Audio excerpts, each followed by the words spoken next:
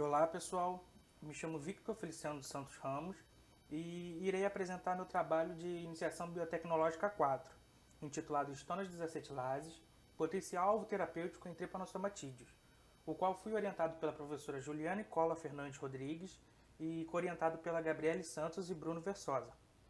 O objetivo desse trabalho é fazer uma revisão sistemática a respeito dos conhecimentos disponíveis na literatura a respeito das estonas desacetilases em tripanosomatídeos, com o objetivo de buscar novos alvos terapêuticos. Para isso, a metodologia utilizada foi a pesquisa em bancos de dados científicos, como o PubMed e Google Acadêmico, e as palavras-chave utilizadas foram Leishmania, Trypanosoma cruzi, Trypanosoma brucei, Trypanosomatídeos e dentre outras que estão listadas aí. As doenças tropicais negligenciadas, as DTNs, afetam principalmente, mas não exclusivamente, populações pobres nas regiões mais vulneráveis e miseráveis do planeta. De acordo com a Organização Mundial da Saúde, atualmente 17 doenças parasitárias crônicas são classificadas como DTNs, em que dentre elas estão presentes os tripanosomatídeos, como a Leishmania, Trypanosoma brucei e Trypanosoma cruzi, os quais serão o foco da apresentação. É importante lembrar que dia 30 de janeiro é considerado o Dia Mundial do Combate às Doenças Tropicais Negligenciadas, e o Cristo nessa data foi iluminado com as cores representativas da causa. A leishmania é responsável por causar a leishmaniose, a qual é marcada pela sua diversidade e complexidade. Mais de 20 espécies de leishmania são transmissíveis ao homem, e isso ocorre durante o repasto sanguíneo por vetores flebotomíneos. As suas manifestações clínicas podem variar. A forma visceral é a mais grave, apresentando tropismo pelas vísceras. A forma cutânea apresenta úlceras simples e autolimitadas na pele. A forma mucocutânea apresenta tropismo pelas mucosas e é altamente mutilante. Dentre os países mais afetados, o Brasil apresenta um grande destaque. O Trypanosoma cruzi é um protozoário responsável pela doença de Chagas. Sua transmissão para seres humanos e outros mamíferos ocorre principalmente pelo inseto vetor conhecido como barbeiro. No ranking das doenças protozoáricas, a doença de Chagas é a que mais mata. Ela apresenta 2 estágios clínicos, que seriam a fase aguda, em que não costuma apresentar sintomas, mas que quando apresentam, expressam erupções pela pele e nódulos inflamatórios. E a presença também da fase crônica, em que, em seu estado mais agravado, a maioria sofrerá de danos cardíacos, frequentemente resultando em morte súbita. A sua transmissão pode ocorrer de diversas formas, como por vetores, pelas fezes infectadas de insetos barbeiros. A transmissão de mãe para filho pode ocorrer também pela transfusão de sangue e até mesmo por alimentos contaminados. O Trypanosoma brucei é o parasita que causa a doença do sono. Ele é transmitido para humanos por meio da mosca tsetse infectada com esse protozoário, que procriam em regiões quentes e úmidas, habitando a vasta savana da África subsaariana. As moscas entram em contato com pessoas, com gado e outros animais selvagens, fazendo destes hospedeiros desses parasitas. O quadro clínico proporcionado por esses parasitas seriam inflamações no sistema nervoso central, causando distúrbios neurológicos graves, podendo levar ao coma. E se não for tratado, ele pode ser fatal. Embora a doença seja transmitida principalmente através da mordida da mosca, há outras maneiras que as pessoas podem ser infectadas, como por exemplo a passagem da mãe para o filho, porque o tripanossoma pode atravessar a placenta e infectar o feto. Ocorre também as infecções acidentais em laboratório, devido à picada com agulha contaminada. E além disso, estudos recentes mostram que esse parasita também pode fazer a transmissão por meio de contato sexual. Como a maioria das doenças negligenciadas, as doenças tripanossomáticas afetam principalmente pessoas pobres em países em desenvolvimento. Portanto, a indústria farmacêutica apresenta limitações em desenvolver novos e melhores compostos para o tratamento dessas doenças.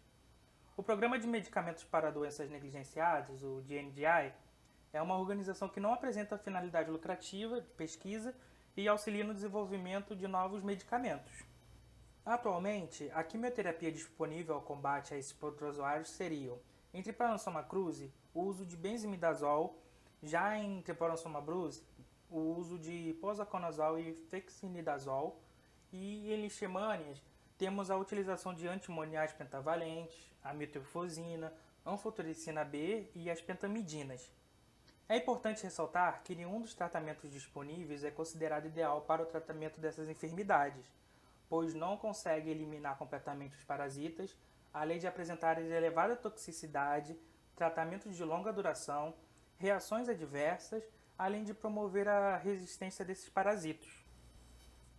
Nesse sentido, a busca por novos alvos terapêuticos e novas rotas metabólicas é de extrema importância. Nesse cenário, surgem as histonas desacetilases, as HDACs, que são responsáveis por promover efeitos em proteínas tanto histonas quanto não histonas, removendo o grupamento acetil da cauda N-terminal dessas proteínas, impedindo que ocorra a ativação de fatores transcricionais e, além disso, estão envolvidas em diversos outros eventos celulares, como a dinâmica do citoesqueleto, regulação de proteínas chaperonas, ciclo celular e morte celular. As histonas desacetilases contemplam uma família de 18 genes, que estão divididas em classes de 1 a 4. Nesse viés, a divisão ocorre por meio de homologia, com seus respectivos ortólogos de levedura. A classe 1, 2 e 4 apresentam 11 membros denominados HDACs clássicas, enquanto os membros da classe 3 são denominados de sirtuínas. As sirtuínas são pertencentes a uma classe que diverge das HDACs, devido ao seu domínio catalítico. As HDACs clássicas apresentam enzimas zinco-dependentes, enquanto as sirtuínas são NAD-dependentes. As HDACs 1, 2 e 3 são reguladores transcricionais, e homólogos estão presentes em todas as formas de vida. A HDAC 6 é responsável pela desacetilação de proteínas citoplasmáticas. Já a HDAC 4, 5, 7 e 9 apresentam baixa atividade catalítica. As HDACs 8 e 11 apresentam efeitos hidrolisantes, enquanto a HDAC 10 apresentam fatores desacetilantes. Analisando agora as sirtuínas, que seriam as HDACs de classe 3, a SIRT1 está envolvida na regulação da via apoptótica, enquanto a SIRT2 apresenta papéis relacionados à integridade celular e redução de patologias, tendo ação direta ali com o estresse oxidativo e promovendo a resistência desse, o qual pode ser associado aos casos de senescência celular. Já a SIRT4, assim como a SIRT3, elas têm característica de atuar na mitocôndria.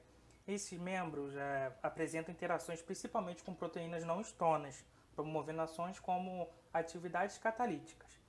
A SIRT6 apresenta localização nuclear e apresenta como um dos seus principais papéis o auxílio na compactação da cromatina, repressão de alguns genes, estabilização de heterocromatina e respostas ao dano acometido ao DNA.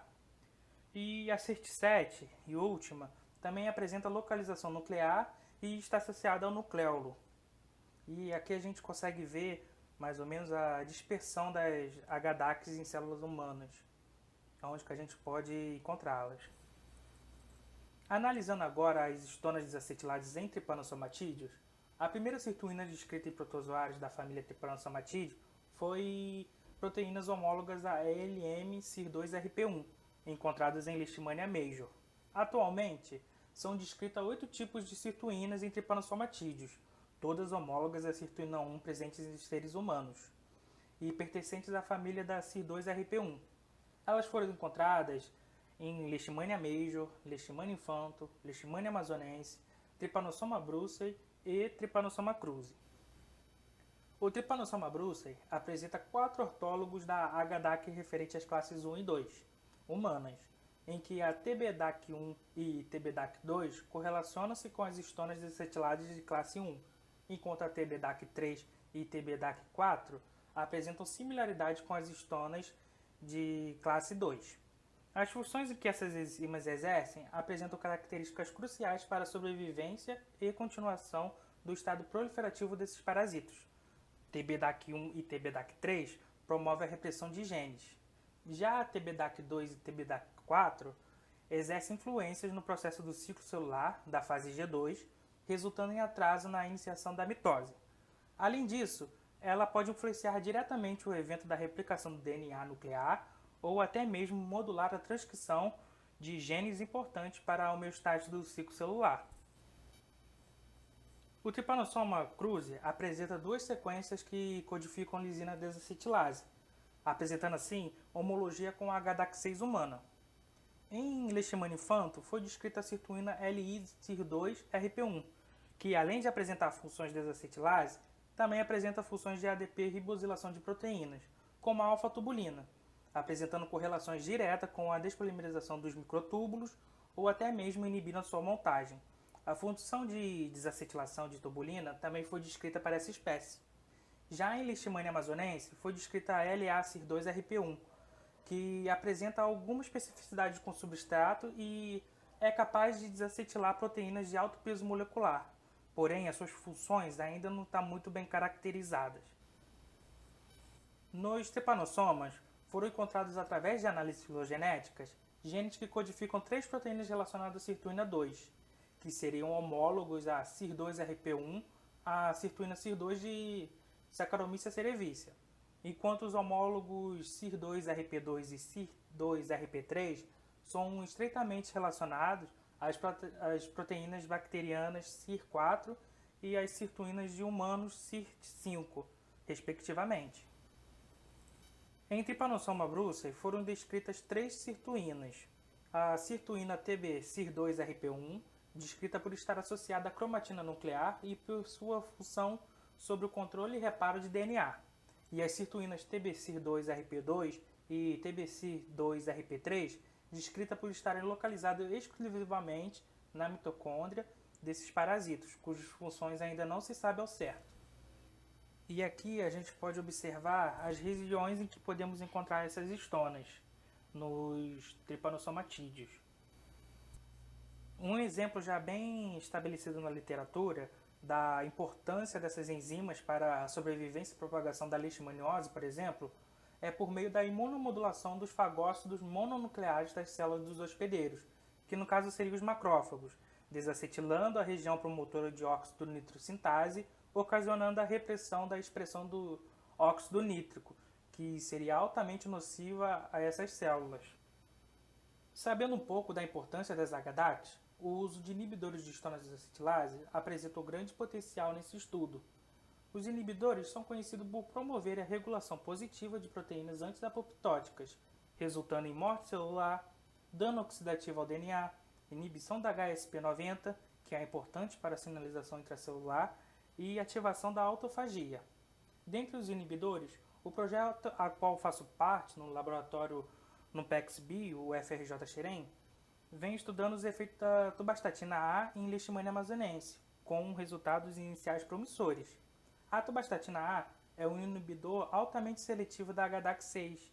Além disso, o uso de inibidores de histona desacetilase não é um mecanismo restrito às leishmanioses.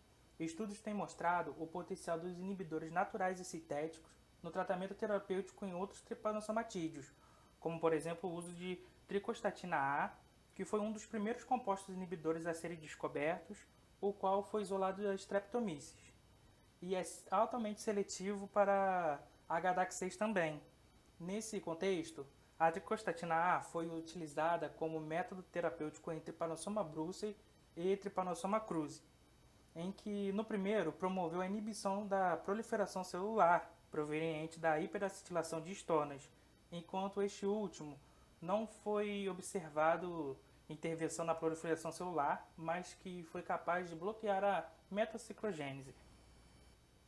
Bom, podemos concluir então que o conhecimento a respeito das histonas desacetilases é bem diversificado e que ainda existem lacunas a serem preenchidas para um melhor entendimento do funcionamento das HDACs e assim com seus respectivos inibidores.